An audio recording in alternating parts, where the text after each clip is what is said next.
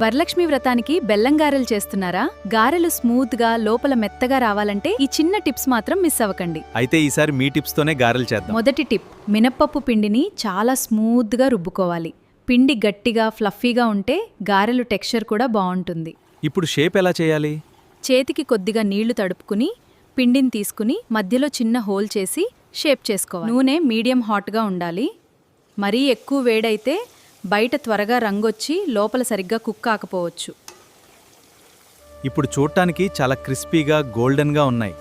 అవునండి, ఇలా గోల్డెన్ బ్రౌన్గా వచ్చిన తర్వాత తీసుకోవాలి. ఇక బెల్లం పాకం తీగ పాకం వచ్చే వరకు కాచుకుని పొయ్యిని సిమ్మలో పెట్టాలి. ఇప్పుడు వేయించిన గారెలను ఈ వేడి బెల్లం పాకంలో ముంచి పాకం బాగా పట్టేలా చేయాలి. చాలా టేస్టీగా ఉన్నాయి.